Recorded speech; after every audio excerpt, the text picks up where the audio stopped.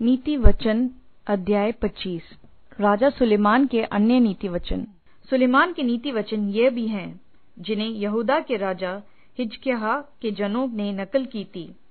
परमेश्वर की महिमा गुप्त रखने में है, परंतु राजाओं की महिमा गुप्त बात का पता लगाने से होती है।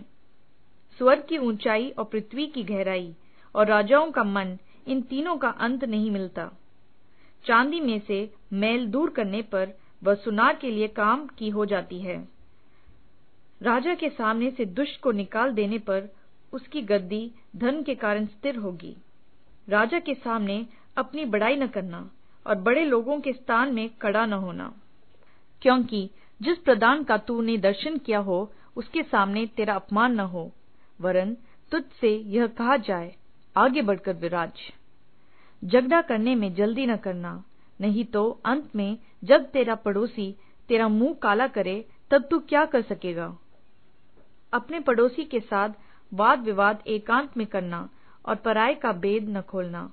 ऐसा न हो कि सुनने वाला तेरी भी निंदा करे और तेरी निंदा बनी रहे। जैसे चांदी की टोकरियों में सोने के सेब हों, वैसे ही ठीक समय पर कहा हुआ वचन होता है। जैसे सोने का नथ और कुंदन का जेवर अच्छा लगता है, वैसे ही मानने वाले के कान में बुद्धिमान की डांट भी अच्छी लगती है। जैसे कटनी के समय बर्फ की ठंड से, वैसे ही विश्वास योग्य दूत से भी भेजने वालों का जी ठंडा होता है। जैसे बादल और पवन बिना वृष्टि निर्लाभ होते हैं, वैसे ही झूठ मूठ दान देने वाले का बड़ाई मानना होता है।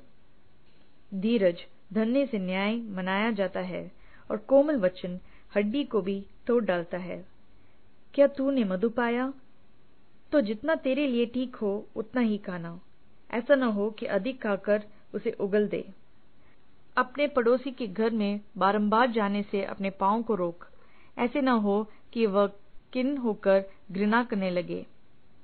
जो किसी के विरुद्ध झूठी साक्षी देता है, वह मानो हथौड़ा और तलवार और पैना तीर है। विपत्ति के समय विश्वासघाती का भरोसा टूटे हुए दांत या उकड़े पांव के समान है। जैसा जाड़े के दिनों में किसी का वस्त्र उतारना या सज्जी पर सिरका डालना होता है, वैसे ही उदास मन वाले के सामने गीत गाना होता है।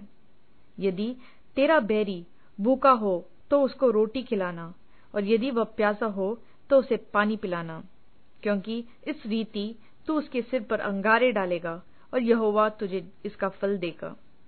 जैसे उत्तरी वायु वर्षा को लाती है, वैसे ही चुगली करने से मुख पर क्रोध छा जाता है। लंबे चौड़े घर में जगडालू पत्नी के संग रहने से छत के कोने पर रहना उत्तम है। जैसा तके मांदे के प्राणों के लिए ठंडा पानी होता है, वैसे ही दूर देश से आया हुआ शुभ समाचार भी होता है।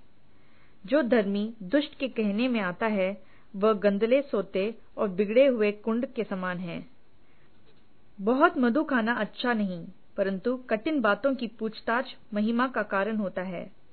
जिसकी आत्मा वश में नहीं, वह ऐसे नगर के समान है जिसकी शहरपनाह घेराव करके तोड़ दी गई हो।